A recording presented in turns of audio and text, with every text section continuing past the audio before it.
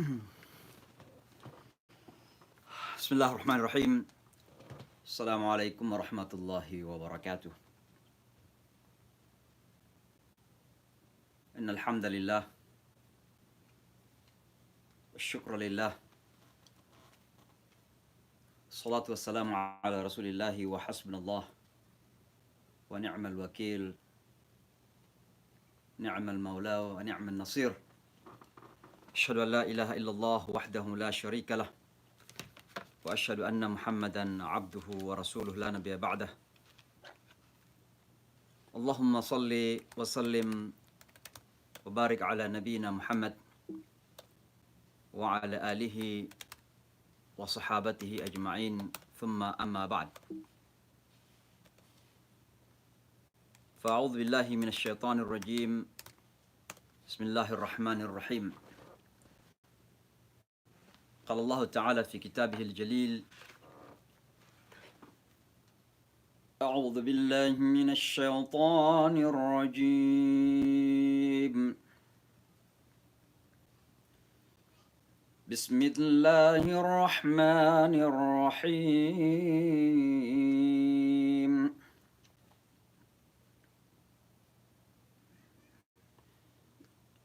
يا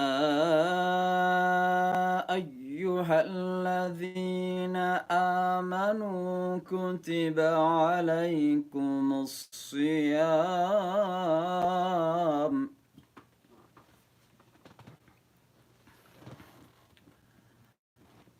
كتب على الذين من قبلكم لعلكم تتقون.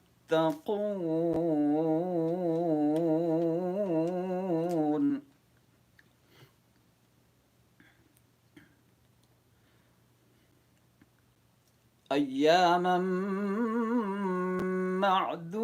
معدودات،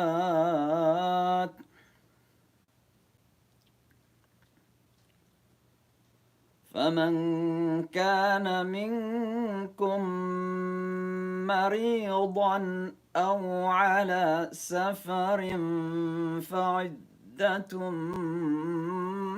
من أيام أخر.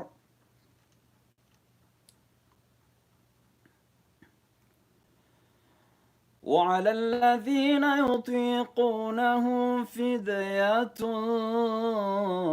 طعام مسكين،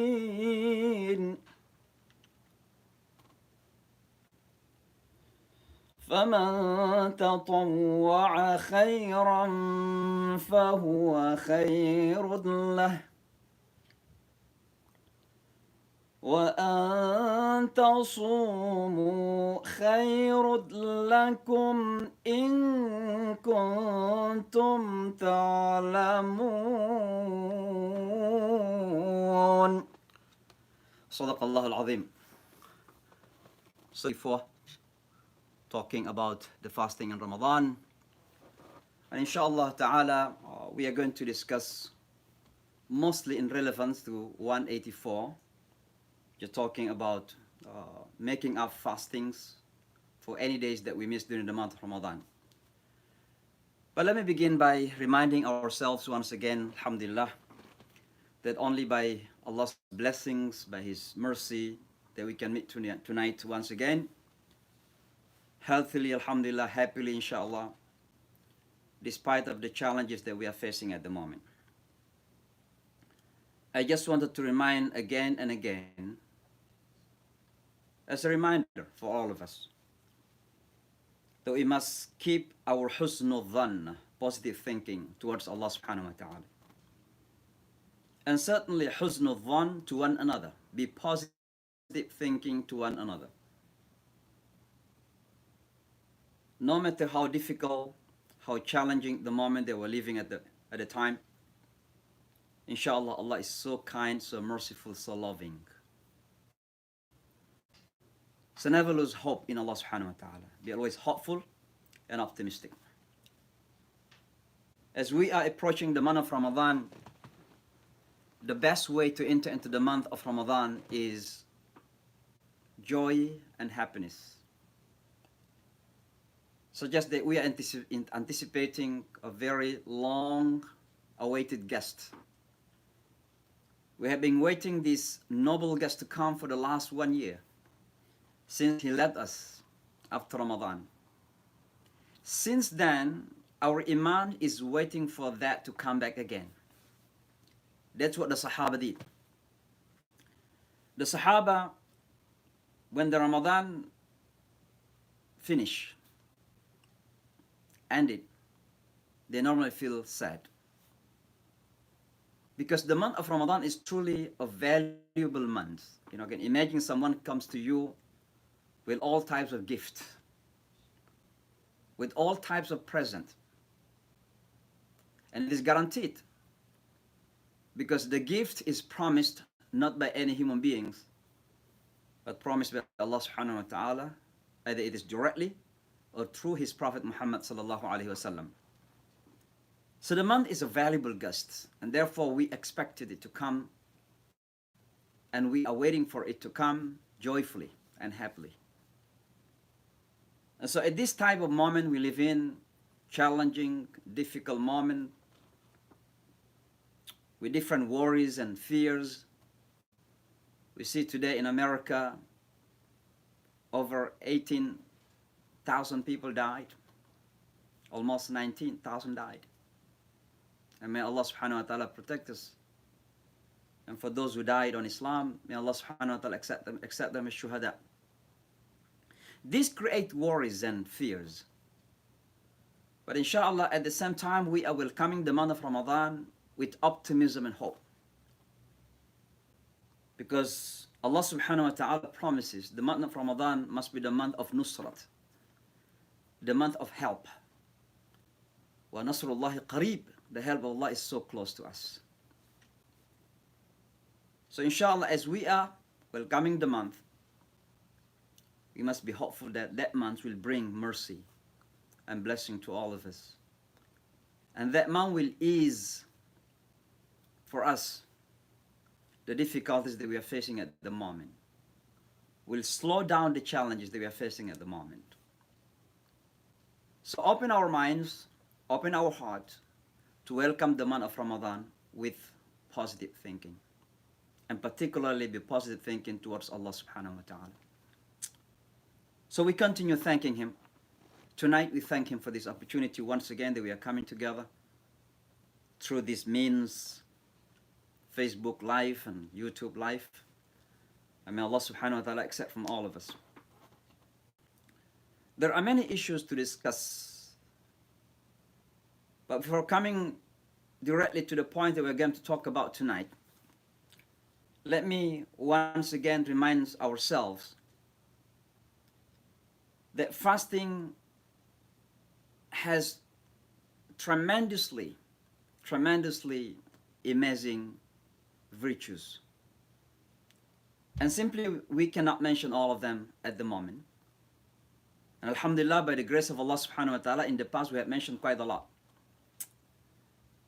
But once again, there is two things that tonight I'd like to mention in particular, because I think this is very much relevant to the timing, to the time that we live in, to the situation or the circumstance what we live in.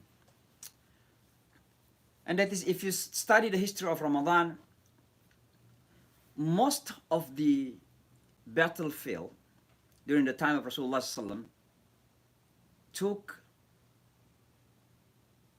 or happened during the month of Ramadan. And alhamdulillah, by the grace of Allah subhanahu wa ta'ala, Rasulullah and his army won the battle. Remember the battle of Badr, Uhud and others. Almost all the battlefields that happened in the history of Islam happened in the month of Ramadan.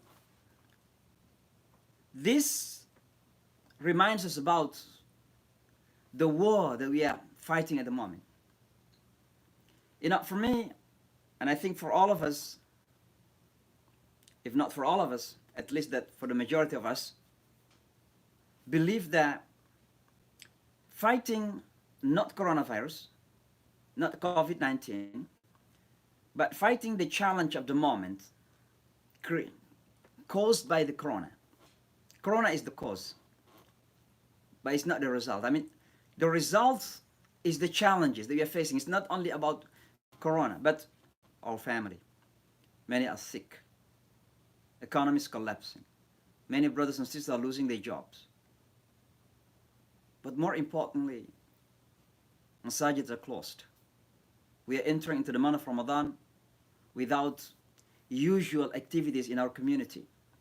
No Salat al-Tarawih together, no break and fasting together, no i'tikaf, and possibly no Eid al-Fitr. These are circumstances which are in fact painful, unfortunate, and these are caused by one, that is coronavirus or COVID-19. So as we are facing these challenges, it means we are battling it. We are fighting those challenges. It means that as the month of Ramadan is coming, we are truly at war. And inshallah, as the history said, that every war that happens in the month of Ramadan, Allah subhanahu wa ta'ala will help the believers. And inshallah, as we are entering into the month of Ramadan, prepare ourselves to battle, to fight those enemies. And inshallah, if we keep our iman in Allah, if we keep our trust in Allah subhanahu wa ta'ala, Allah subhanahu wa ta'ala will help us against those enemies. Against fear, against worries, against different challenges and difficulties that we are experiencing at the moment. Inshallah, we are going to defeat them. We are going to defeat them all. Because we are hopeful and optimistic. The Ramadan brings the nusrat from Allah subhanahu wa ta'ala. So this is the first reminder tonight. Let's thank Allah subhanahu wa ta'ala that alhamdulillah we are still healthy. Despite of the challenges, we are still being loved, showered by Allah's mercy and blessings. So look up to the heaven and say, Allah, thank you so much. Thank you, Ya Allah, for everything that you are giving us these days. Never complain, inshallah, brothers and sisters. So let me go to the subject tonight. Continue the subject about fasting. Last night we talked about some people who are given permission to break their fast during the month of Ramadan. And we say that there are two types. There are some people who can break their fast. They have the permission to break their fast. And there are some who are not at all allowed to do fast. And we mentioned those who are allowed to break fast, for example, the travelers. And we talk about the sick, non-permanent one, sick. The pregnant woman, also, they are allowed to break the fast. Or those who are breastfeeding are also allowed to break their fast. And others. But there are some people who are not allowed to fast at all. Not only that they can't break their fast, they are not allowed to fast at all. And I mentioned among those, number one is a woman who are menstruating, the woman who have monthly menstruation. During the days of menstruations, they are not allowed to fast. Not only that they are allowed to break, they are not allowed to fast. Number two, the woman who just gave birth to her child is called postnatal bleeding. They are bleeding because of the birth. And number three, those elderly people whom if they fast, they are endangering themselves. You know, the doctor, the physician, his personal doctor say that if you do fast, you are going to harm yourselves. Then this person might be not allowed to observe fasting. Doesn't allow you to do fast. And let's say it is truly harming you. If you do fast, then you are not allowed to do fast because you lead yourself into what you call at-tahluka, self-destruction. And certainly it is not allowed in Islam. The question is, what happened to those people? If someone is traveling and he or she breaks her fast, then what is happening? If someone who is sick and then she or he missed some days in the month of Ramadan, what she must do? That's what we're going to talk tonight, inshallah. It's called in Arabic language that they have to do what we call al-qada. And al-qada simply means to perform, to do, to act. But here in the Sharia understanding, qada means that you have to do either one of the two. Either you make up the days that you missed during the month of Ramadan. Let's say you are traveling for 3 days, so you miss 3 days because you break your fast for 3 days. So it means you have to make up, okay, to replace those days that you missed in any other days in these coming months after Ramadan. And we are going to talk later on, either it is continuously 3 days, or you can do it 1 day in this month, maybe next month 1 day, or next 2 months the other day. Islam is giving us that opportunity. We're going to talk about that. But this is what we call qada. So on the traveler is qada. Similarly, the one who is, for the woman who is menstruating, having her monthly menstruation, for the days that she has blood or she's bleeding, then the number of those days that she must make up. She must change it in other days after Ramadan. Okay? That's what Allah subhanahu wa ta'ala mentioned in the Holy Quran. A'udhu billahi minash shaitanir rajim. Bismillahir rahmanir rahim. Ayyama ma'dudat, faman kana minkum maridan aw ala safarin fa'iddatum min ayyamin ukhar. If you are traveling or you are sick, fa'iddatun, then change fa'iddatun min ayyamin ukhar, mean do change the days that you miss in the month of Ramadan in the other on other days. That's what Allah subhanahu wa ta'ala mentioned in the Quran. Now, for those who cannot fast, let's say because for whatever the reason, let's say our sisters who are delivering the baby, and after delivering the baby she breastfeeds the kids, and sometimes it means she missed 2 months of Ramadan, and after that she is going to be busy with her child. She is going to, quite a lot of things that she's going to do.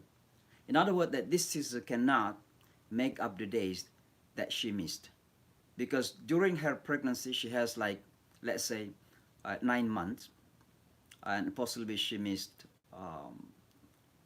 the Ramadan during that year, and then after that she has let's say Ramadan she missed also, and after that she continued to breastfeed. She also missed 1 month of Ramadan, and she cannot do all these 3 months as a replacement by doing fasting. It is so difficult for her. So for these particular sisters, instead of making up the days that she missed, there is another ayah in the Quran says, وَعَلَى الَّذِينَ يُطِيقُونَهُ فِدْيَةٌ طَعَامُ مِسْكِينٍ. Instead of making up the days by fasting, she gave fidya. What is fidya? طَعَامُ miskin, means she should feed 1 miskin for 1 day, for 1 day that she missed. So let's say she missed 3 days in Ramadan, she can give food to 3 miskin for 1 day. So I mean 3 days for 1 miskin. That's what she did. Similarly, and to those who are sick permanently, for example, of course, there is no opportunity for him or her to make up the days anymore. But let me go back to those people who have to make up the fasting. Okay, number 1, the traveler. There is no reason to pay fidya for the traveler. Number 2, non-permanently sick. So let's say during the month of Ramadan, you are sick for whatever the number of the day, maybe 1 day, 2 days, 3 days, 4 days, maybe 7 days or more. You can still make up those days. You can still replace those days that you missed during the month of Ramadan. Menstruating woman also must make up the days, because she has only around 3, 4, 5 days, maybe 7 days or more. She can still make up those days that she missed during the month of Ramadan. Pregnant woman, as I mentioned, maybe she cannot. Instead, she pay fidya. I mentioned earlier that some scholars say that in addition to pay to make up the fasting, she must also pay fidya. But I say it is not really fair for our sisters, because paying fidya itself is the replacement of fasting, and how it is required from our sisters paying fidya and also doing fasting. Also, if you can still make up the days, you fasting the days that you missed during the month of Ramadan, then alhamdulillah. If not, then just pay fidya. Now the question here is how to make up the fasting, how to replace the days that we missed during the month of Ramadan. Let's say we missed 3 days. Okay, from the beginning of Ramadan, there are 3 days that we fail to fast. Let's say because of travels that we do, possibly from New York to Washington D.C. Now we are not discussing about the distance, because again, it depends on the situation, or it depends on your understanding. As we are going to mention later on, which one is better when you travel, which one is better, breaking the fasting or continuing the fasting. Okay, there are different opinions of scholars about this, and we are going to talk about that. How is about the distance for those who are traveling? It is 45 kilometers or less, like 37 kilometers in the opinion of Imam Shafi'i. How about if you're traveling to Washington D.C. using Delta Shuttle, for example, from LaGuardia? It's less than 1 hour flight. Should you break your fast? Of course, a discussion arises among the scholars about this. But I'm not discussing that issue at the moment. My point is that if a brother is traveling to Boston, let's say, and he or she breaks the fast, how 3 days, because she stays there for 3 days, how she make the days that she make up the days that she missed during the month of Ramadan? Continuously, you do it 3 days all together, or you can do it separately. Again, our scholars are different. You can do it in the during Shawwal 1 day, maybe during next 2 months 1 day, another day, and then after 3 months you can do it another day, because you have only 3 days missed in the month of Ramadan. It's easy. It depends how you're gonna do it. Now, brothers and sisters, how about if, and this is another question, how about if someone missed some days last year and he didn't make up the days, he didn't fast to replace the days that he or she missed last year during this year, and Ramadan is already coming? What's happening to this person or to this sister or brother? There are two opinions, but the majority say that he or she can do the fasting for this year, and then after the fasting this year, she can replace the days that she missed last year. But then the scholars say, what is the reason that he or she missed it to replace the last year days? The days that she missed last year, what is the reason that she or he didn't do it? If it is intentional, for no reason, and then according to some scholars that he must pay kafara on this regard. But some scholars say, no, there is no reason to pay kafara. He just simply make up the days that he missed last year. Okay? So that's again, there is no particular dalil mentioned by the Prophet Muhammad sallallahu alaihi wasallam, and so our scholars are differ on this particular our issue. Now, the last point on this particular issue is about al-qada is, how about if someone dies and he has some days that he missed last year during the month of Ramadan that he didn't fast? Are the families have responsibility to replace those on behalf of the dead person, the deceased? Yes, there is a hadith mentioned by Bukhari and Muslim. Rasulullah sallallahu alaihi wasallam says, "Man mata wa alayhi sawmun, sama anhu waliyuhu." There is hadith mentioned by Bukhari Muslim and also by Ahmad radiallahu anhu. Mata alayhi som, sama anhu waliyuhu. There is also another hadith mentioned by Ahmad, Imam Ahmad from Ibn Abbas. He said a Sahaba came to Rasulullah sallallahu asking about her mother, died, and she has some days of Ramadan she didn't fast, and the mother died. So the Sahaba, this person came to Rasulullah, to the Prophet Muhammad sallallahu alaihi wasallam, and he asked, should he fast on behalf of the mother? And Rasulullah sallallahu alaihi wasallam told him in a form of question, لو كان على أمك دين أكنت قاضيه. If your mother has a loan, she did borrow money from someone, should you pay on her behalf? And he said yes. The Prophet Muhammad ﷺ said to him, فَدَيْنُ اللَّهِ أَحَقُّ أَنْ يُقْضَعَ. Then her loan to Allah is even more importantly to be paid. In other words, that do fasting on behalf of your mother who passed away, the numbers that she missed to fast during the month of Ramadan in her lifetime. Now, brothers and sisters, these are the people that can make up the fastings. And as we said, that people who break the fast, there are some people who are allowed to break the fast, and there are some people who are not allowed to do fast at all in the month of Ramadan. And some of these people cannot even make the days up.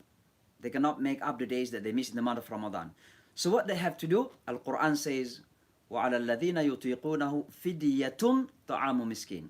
For those who are hardly doing, to make up the days that he or she missed, then فِدِيَّةٌ طَعَامُ مِسْكِينٍ, should he or she feed one poor for 1 day meals. It means, let's say for the breakfast is $2, a lunch maybe $6, $7, let's say, very how you call inexpensive one, maybe from vendor on the street. You can buy food for $6 or $7 with 1 Pepsi. So dinner, lunch, and breakfast, every day that you miss, give this amount to the poor, to replace the day that you missed during the month of Ramadan. Who those people can do this? That they cannot replace the days that they missed in the month of Ramadan. Number one, the elderly people. Those who are old people that they really cannot perform fasting anymore. For them, if they are able, then they have to feed the miskin.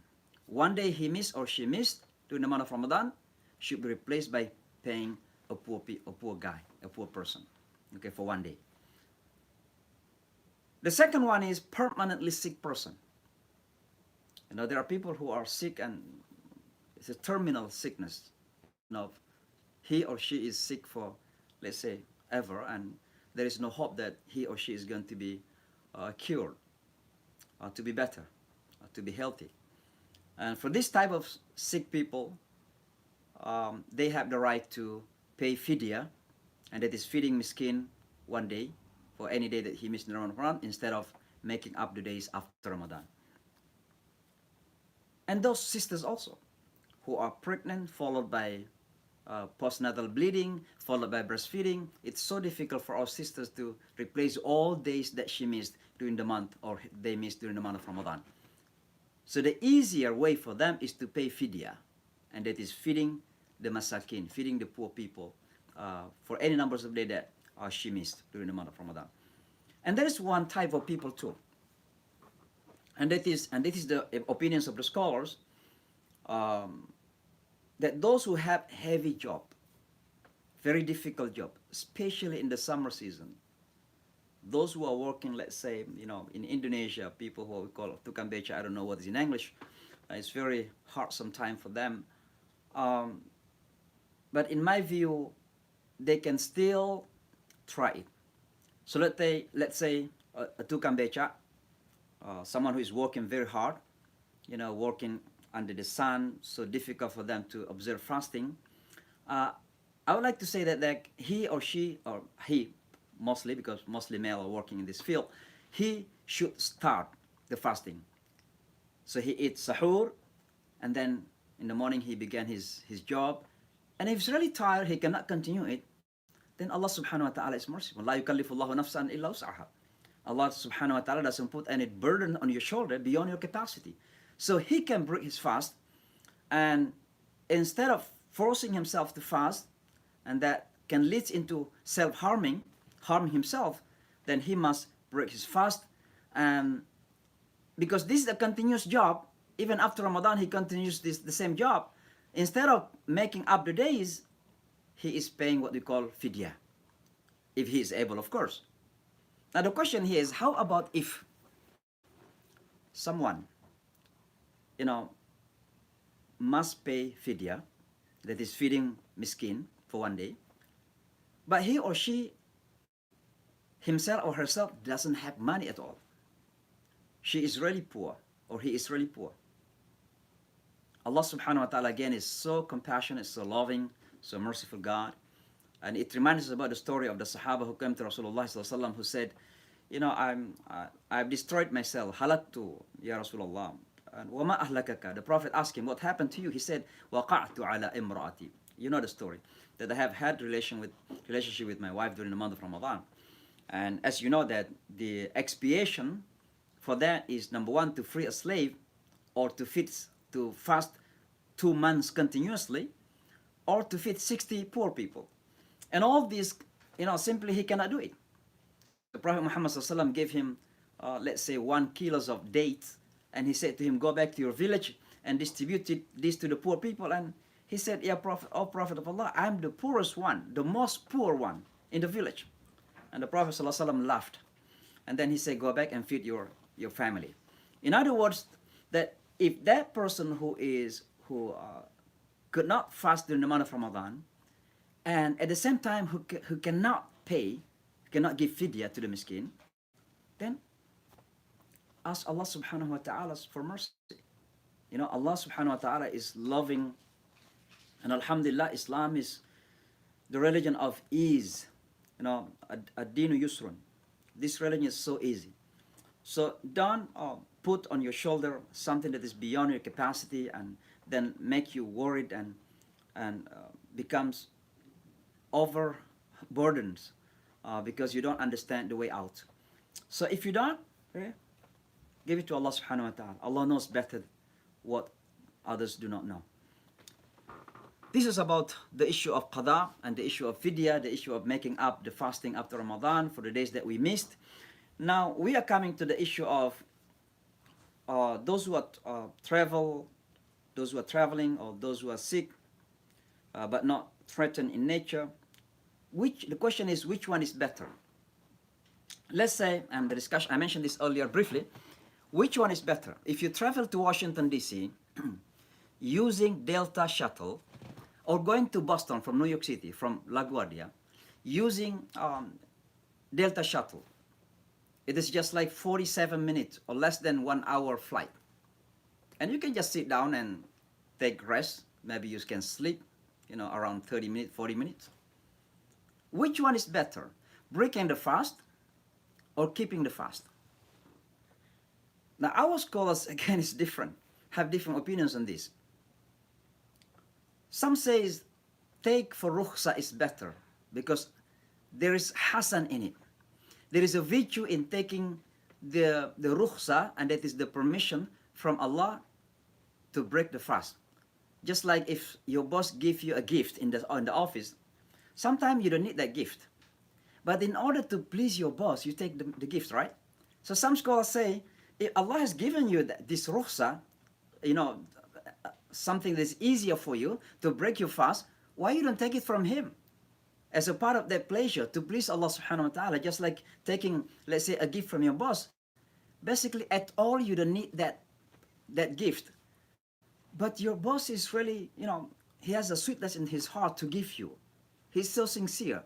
And if you take that gift, he's going to be very pleased. So according to these scholars, this group of scholars say, take it. It means it is better to break your fast, even though you are just traveling to Washington, D.C.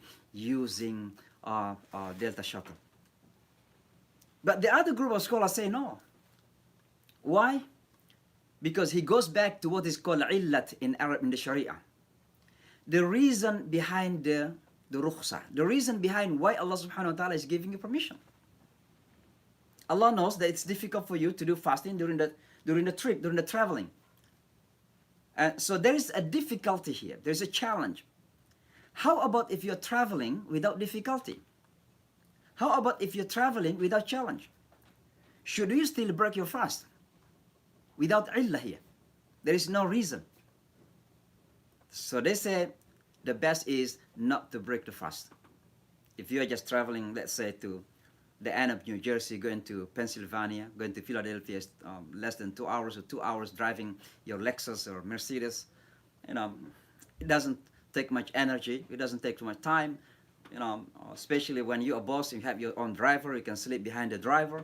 What is the reason for you to break your fast? So this group of scholars say basically no reason to break the fast because the illah is not there. The reason for taking the rukhsa is not there. So these are two opinions of the scholars. I just wanted to give you these, brothers and sisters, a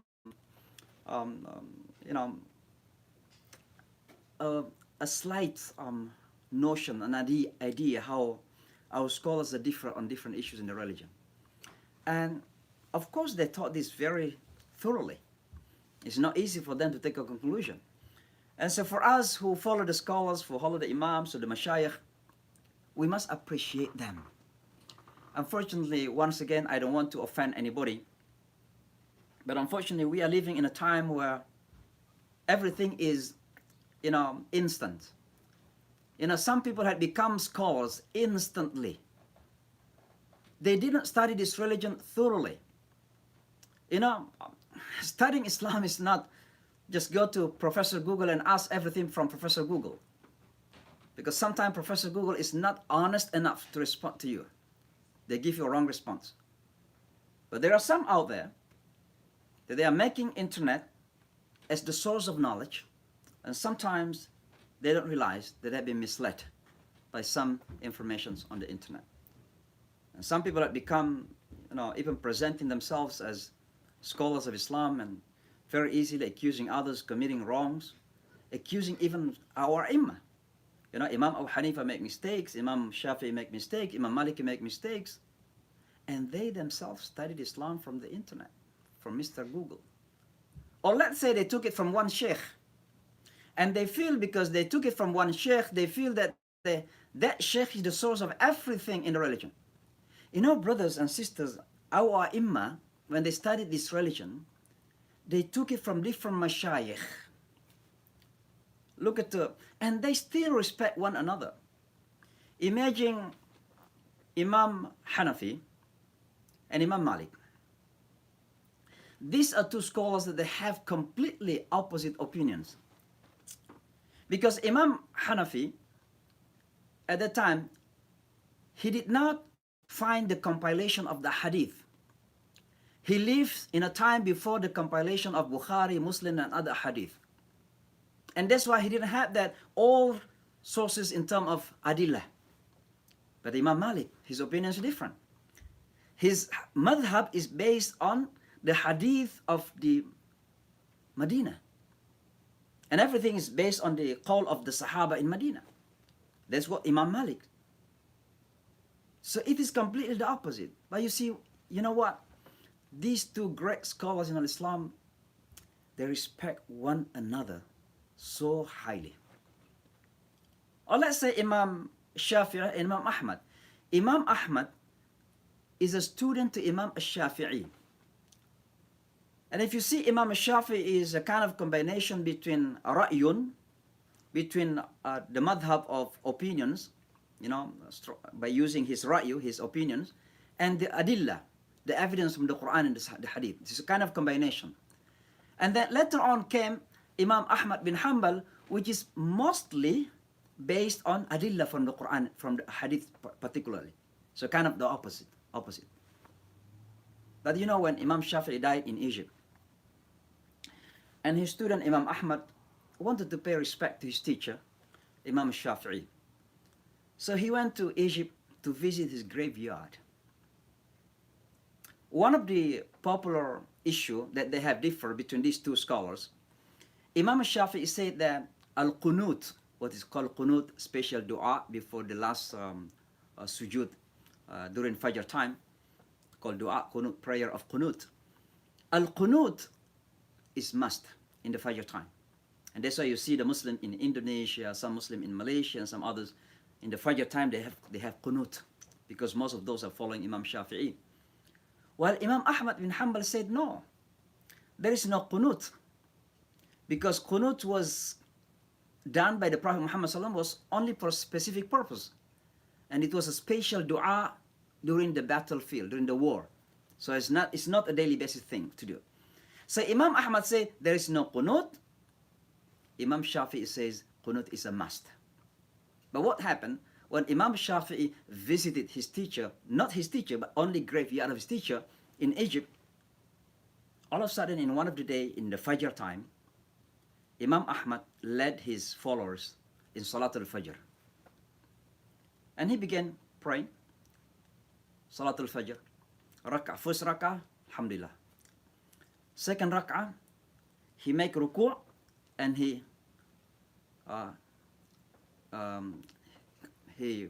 came up and he raised his hand. He made kunut. And all his followers behind him were surprised. How it is possible? Imam Ahmad just told them that kunut is not in Islam. It's not among the Sunnah. It's nothing to do with our salat. And he did it. So after he saying salam, assalamu alaikum, all his students came to him and say, "Ya Sheikh, oh our teacher, what happened? Why did you do kunut? And you told us the kunut is not in Islam."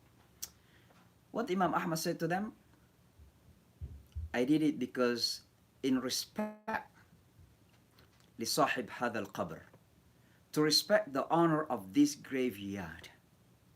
Look at to the way our scholars are respecting one another, my brothers and sisters. And nowadays, unfortunately, it is so easy for some of us who read one book, who read maybe some hadith, and we feel that we know every single issue in Al-Islam. And we are very easily blaming others. They're making mistake, they are wrong, and we are the right. Looks like the absolute truth is in our hand, and everybody else around us. You know, I'm sorry to say that this might be a type of religious arrogance. And we have to be very careful. Religious arrogance is so dangerous. Not only that it divides our ummah. In many ways, when you go to any community and you find these people who are easily accusing others, making mistakes very, very easily, and they feel that they are the only people who are right, others are wrong, you will find divisions. People are divided in our community. But not only that. Religious arrogance is the most dangerous thing in Islam. Feeling that we are holding the absolute truth and others are wrong. Or maybe we are the most muttaqi, the most purified one. Allah says, وَلَا تُزَكُّوا أَنفُسَكُمْ هُوَ أَعْلَمُ مِنِ التَّقَى. Do not purify yourselves. Allah knows who is better in taqwa, in God-fearing. It's very dangerous when we feel that we are the best, because at that time we are undermining other people around us and feel that we are perfect and we don't want to continue perfecting ourselves. When we feel that we are perfect, better than anyone else, then we don't want to learn from other people around us. And it is very dangerous. And that is the sickness, the disease that was afflicted to Iblis in the first place. This might be a very harsh word, but I call religious arrogance as the Iblism. This the disease of Iblis, the devil. Why? Because when Allah subhanahu wa ta'ala tested him to respect Adam, he said to himself, who this new kid in the block, newcomer, and Allah wanted me to respect him, who he is. It's very dangerous. And that's why he rejected even the command of Allah, because he felt they had been in the rank of the angels in worship, because he worshiped Allah along with the angels. So he felt that he is the best. Why he is the best? Because angels is normal. Worshipping Allah all the time is normal. But Iblis is not an angel. Kana min al-jinni fafasaqa an amri rabbi. He was among the jinns. But he was placed among the angels, so he felt that he was so religious. He's the best in religion. So when Adam came and Allah challenged him, tested him to respect Adam, his religious arrogance came up. Also racism, of course, because he questioned the creation of Adam, that Allah created him from fire, while Adam was created from clay. So he's better, according to his assumption, his understanding. This racism. So both religious arrogance and racism is evil in nature, and it is very dangerous in our community. So coming back again, brothers and sisters, my point here tonight, and I'm going to conclude with this, that continue learning. If you see the issue that we talk about, how our scholars are different opinions on one issues. But despite of differences that they have, they keep respect for one another.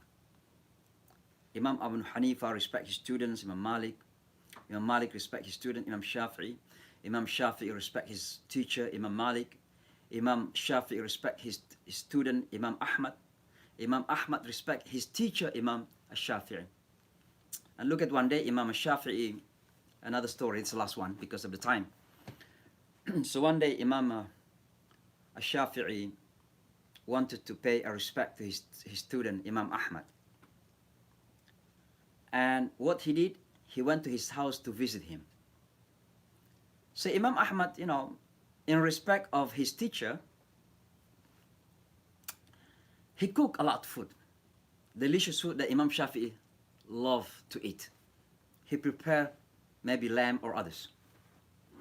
But Imam Ahmad, before his teacher came, talked to his daughter, Imam Ahmad's daughter, that one of the sheikh, my teacher, who is very, very respectful, he's very, religious, muttaqi, is coming to visit us. So in his daughter's mind, this teacher is, mashallah, eat little, maybe not that much, whatever that, assumption of being a religious person in the minds of some people. So when Imam Shafi'i came to his student's house and he wanted to sleep over, he began eating with his student. And the daughter of Imam Ahmad was watching from distance, watching Imam Shafi'i eat or was eating the dinner. And Imam Shafi'i ate the dinner that much. He ate and ate and ate and ate, and the daughter was surprised. How it is possible a religious person, a sheikh, an imam, who has a wara in Arabic language, possibly, he possibly doesn't eat that much, but he ate too much. So the daughter was disappointed. And then the time to sleep came, and the daughter was watching from the distance what Imam Shafi'i is doing. Imam Shafi'i directly entered into his room. He switched off the light and looks like nothing to do. The daughter expected that possibly Imam Shafi'i is going to make wudu and making salat, sunnah, before sleeping. But he didn't do it. So she was disappointed the second time. And the third time, early in the morning, she woke up. The daughter woke up early to watch what the sheikh is doing. Maybe he woke up praying Salatul Tahajjud. She didn't hear anything. Imam Shafi'i looks like he didn't make any wudu. And when the azan, number 4, so she was disappointed, number 3. And then the azan was called outside in the masjid. Directly Imam Shafi'i turned on the light and went to the masjid without even making wudu. So number 1, she was disappointed for number 4, fourth time disappointment. And most importantly, she was surprised why the sheikh didn't make wudu and go into the masjid. Of course, there is no possibly water in the masjid, but Imam Shafi'i didn't make wudu. So directly the daughter came to her father, Imam Ahmad, say, "My dad, I am truly disappointed." Did I say what happened? He said, "You told me about that sheikh, Imam Shafi'i is so religious, but he ate too much, number 1. Number 2, he slept without even any wudu and sunnah, salatul sunnah. And then, he didn't wake up qiyamul layl, salatul tahajjud. And more importantly, that he went to the masjid without wudu." Imam Ahmad said to her, when he come back, go directly and ask him by yourself. So you don't have to go through third person. It is very important lesson here, brothers and sisters, that if you have anything about any person, go directly to him, if it is still possible. You don't have to go behind him and talk to the people. That is simply not right. So even Imam Ahmad, to his daughter, he said to her, instead of me asking him, go directly to Imam Shafi and ask him why he did all this. So the daughter, when Imam Shafi came back from Salatul Fajr, she came to him and asked the question. He said, Ya Sheikh, I'm sorry. I wanted to ask you. My father told me that, he praised you highly. But Ya Sheikh, I wanted to ask you some questions. Number one, why you did eat too much? Why you ate that much? Why you ate that much? Number two, why you slept without even saying, 2 rak'ah, Salatul Sunnah, or making wudu? Number three, why you didn't wake up for Qiyamul Layl? And number four, why you went to the masjid without wudu? So Imam Shafi'i smiled and he answered. Number one, he said, I ate much because I'm sure that this food, the food that your father offered me, is truly blessed by Allah subhanahu wa ta'ala. So by eating much, I hope more blessings from Allah. That is my intention, to have more blessings by eating more the food which is blessed by Allah subhanahu wa ta'ala, because this food is prepared by a big scholar, your father. Subhanallah, Imam Shafi'i respect his student, and he said he's a big scholar. Even the food that he prepared for him is so highly blessed by Allah subhanahu wa ta'ala. So this is the answer number one, why he ate too much, Imam Shafi'i. Because he needs more blessings. Not only because he wanted to fill up his stomach. He needs more blessing. He wants more blessing from Allah. Number two, you saw me enter into my room and I didn't make 2 rak'ah because I was directly sitting down and I had 10 mas'ala, 10 religious issues, then I tried to solve. I have 10 religious issues in my mind that I tried to solve that night or last night. So I went to my room, I turned off the light, and I began to think about those issues, religious issues. And I was able to solve 7 out of 10. And if you saw me, didn't wake up in the middle of the night or 2/3 of the night to pray because I was still busy thinking about the issues, religious issues. And if you saw me going to the masjid, didn't take wudu because I still had my wudu, because I didn't sleep last night. I was using all my time to think about those religious issues. So look at this, my brothers and sisters, Imam Shafi'i rahimahullah and Imam Ahmad. My point here, once again, coming back to the issue that I began in the beginning, that no matter how different opinions that our scholars give, let's respect our scholars. If they make mistakes, they have been sincere. They were sincere in giving religious opinions.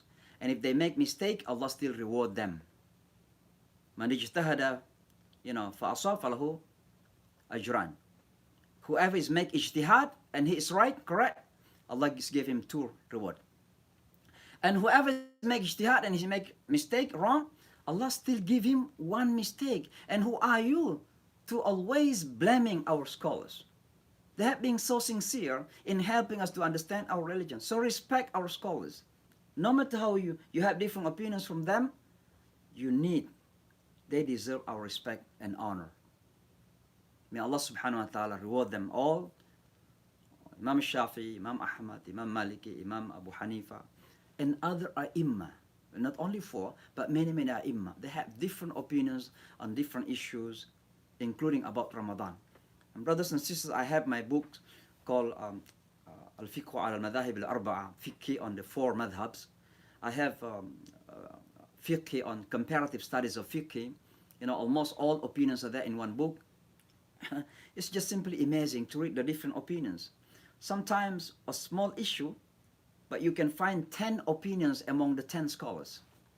It's just simply amazing. So it's not easy to take a conclusion from any particular religious issue in our deen, we have to deepen our search and research. We have to widen our reading materials. Not only one book or one several hadith and we came to a conclusion. That's fine if you feel that it's okay for me, that I have the right opinion. That's absolutely fine to feel that I have the right opinion. But it is simply wrong when you are easily accusing others are wrong simply because you had different opinions from others. As we are going to talk in these coming days about how to begin Ramadan and how to end the month of Ramadan by moon sighting, it is locally or globally. So don't change moon sighting into moon fighting simply because you feel that you are the right and others are wrong. And you are easily accusing others are wrong. Let's keep moon sighting as moon sighting, even though we have different opinions on what is the methodology that we should use to see the moon. Either it is local here in America, let's say you are in America, and you have your own matla, place to see your own moon, or you can follow someone international who have seen the moon. They say Saudi Arabia. Saudi Arabia, I hope that they wanted to follow those Zealandi Muslim in New Zealand, because the first moon to rise is in New Zealand. So how about if any New Zealand Muslims declare they have seen the moon? Do you think the Saudis wanted to follow the New Zealander Muslims? Wallahu alam bis-sawab. And so there are some issues to discuss about this, but my point is, let's respect one another on different opinions that we have, and may Allah subhanahu wa ta'ala bless us. May Allah subhanahu wa ta'ala accept our fasting and bless our Ramadan, inshallah. Brothers and sisters, thank you so much for joining me. Let's end with prayer, inshallah, make dua for our brothers who are sick. I just asked some brothers to send me some names, and unfortunately I didn't have a chance to open the names. So I'm not able to mention all the names who are sick in the hospitals and those are homes. But we know some. Brother Reza, who is an Indonesian Muslim community, Tori, who is, alhamdulillah, he became Muslim some time ago. And then here we have Dr. Ala in Long Island, and we have Brother Mahfouz here in Jamaica area. There are some brothers and sisters who are sick in the hospital. I don't know all the names, but I have in my text basically sent by some brothers. And I want you all to pray for them. Even you don't know their names, or even possibly you don't know them personally, but pray for them. For all brothers and sisters who are sick in the hospitals or maybe home, may Allah subhanahu wa ta'ala cure them. May Allah subhanahu wa ta'ala return them back to their family safely. It is a very challenging moment for those brothers and sisters in the hospital and their families as well. And so let's pray for all of them. May Allah subhanahu wa ta'ala cure them. May Allah subhanahu wa ta'ala make easy for them. And as we are entering into the month of Ramadan, don't forget, then one of the most important things that we do in the month of Ramadan is raising our hands and asking Allah subhanahu wa ta'ala. This is the month of dua. That is why there is a special ayah in between the ayat of fasting that talk about dua. وَإِذَا سَأَلَكَ عِبَادِي عَنِّي فَإِنِّي قَرِيبٌ.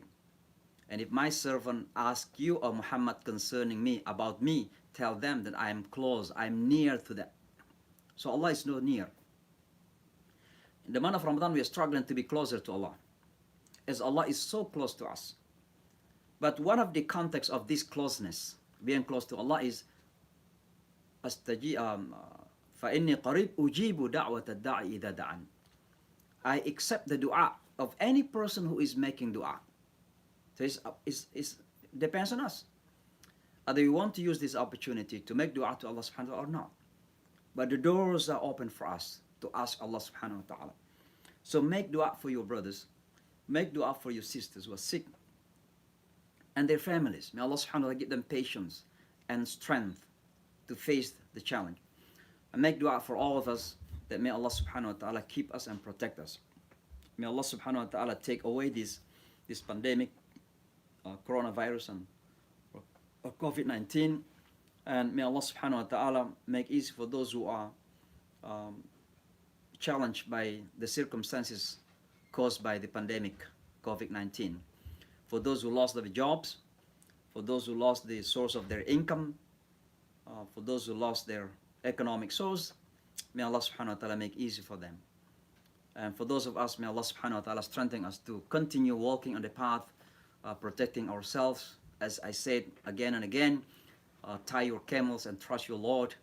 Do every possible way to protect yourself from being affected, from being, um, um, victimized by the virus, by keeping yourself healthy. And last night I mentioned that take every possible way. A lot of things have been said by our expert, by our physician, by our doctors. Eat healthy, not eat much. Not only eat deliciously, eat healthy. And you know what does it mean to be healthy? Eat balanced, not overeating, because overeating is a disease at the same time. Sleep enough. But let me just remind you that to sleep enough, it means you have to have peace, tranquility in your heart. And if you have over worry, if you have over fear, then you cannot sleep at night. So minimize that worry, minimize that fear, and have trust in Allah subhanahu wa ta'ala. Do exercise. Again, don't see that exercise is a non-Muslim issue in the gyms. I did marathon in the past. I saw Brother Akhtar Hussein is attending this. We went together to Chicago to run marathon. It was the past. At least at the moment, we have to keep exercise for our health, because exercise is a sunnah of Rasulullah sallam. Rasulullah used to do exercise. I don't know if you remember how Rasulullah sallam defeated a professional wrestler. How Rasulullah sallam, did run with his wife, Aisha radiallahu anha, while she was young, and she defeated him while she was still younger. But then Aisha grew up, become bigger. I'm not saying become fatter, but become bigger. So she grew up, and then Rasulullah defeated her. In other words, she was running Rasulullah sallam. So husband and wife running, did jogging. So it is just an example that how Rasulullah sallam is keeping his health, giving his health. نعمتان مغمون فيهما كثير من الناس. There are two types of blessing, ni'mah, that many people are careless about. Number one is time, and number two is health. So take care of your health. Continue boosting your immune system by eating healthy, sleep well, do exercising, take your vitamins, and so on and so forth. May Allah subhanahu wa ta'ala keep us, and let's end with prayer. Inshallah, again, we pray for our brothers, those who are sick. May Allah subhanahu wa ta'ala cure them. Reza, Tori, Mahfouz, and Dr. Ala, and others that I'm not mentioning their names. May Allah subhanahu wa ta'ala cure them, and may Allah make easy for them.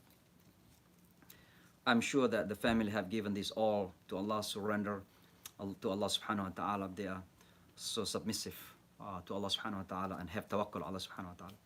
أعوذ بالله من الشيطان الرجيم الحمد لله رب العالمين حمدا يوافي نعمه يكافي مزيده يا ربنا لك الحمد ولك الشكر كما ينبغي لجلال وجهك الكريم وعظيم سلطانك اللهم صل وسلم وبارك على نبينا محمد وعلى آله وصحبه أجمعين لا إله إلا أنت سبحانك إني كنت من الظالمين لا إله إلا أنت سبحانك إني كنت من الظالمين لا إله إلا أنت سبحانك إني كنت من الظالمين ربنا ظلمنا أنفسنا وإن لم تغفر لنا وترحمنا لنكونن من الخاسرين بسم الله الذي لا يضر مع اسمه شيء في الأرض ولا في السماء وهو السميع العليم أعوذ بكلمات الله التامات من شر ما خلق أعوذ بكلمات الله التامات من شر ما خلق أعوذ بكلمات الله التامات من شر ما خلق اللهم إنا نسألك العافية والعفو والمعافاة الدائمة اللهم عافني في بدني اللهم عافني في سمعي اللهم عافني في بصري اللهم إني أعوذ بك من البرص والجنون والجذام وسيء الأسقام اللهم يا شافي الأمراض لا شفاء إلا شفاؤك اللهم اشفنا واشف مرضى المسلمين اللهم اشفنا واشف مرضانا شفاء عاجلا لا يغادر سقما اللهم إن هذا المرض جند من جنودك تصيب به من تشاء وتصرف عنه من تشاء فاصرف عنا وعن أزواجنا وذرارينا وإخواننا وأخواتنا وبيوتنا وبلادنا وبلاد المسلمين فأنت خير حافظا وأنت أرحم الراحمين ربنا آتنا في الدنيا حسنة وفي الآخرة حسنة وقنا عذاب النار تقبل منا إنك أنت السميع العليم وتب علينا إنك أنت التواب الرحيم وصلى الله تعالى وبارك على نبينا محمد وعلى آله وصحبه أجمعين سبحان ربك رب العزة عما يصفون وسلام على المرسلين والحمد لله رب العالمين. Looking forward, inshallah, for you to seeing me again, because I cannot see you, but you can see me. So inshallah, seeing you tomorrow. And may Allah subhanahu wa ta'ala protect all of us and give us blessing and shower us His mercy. Assalamu alaikum wa rahmatullahi wa barakatuh.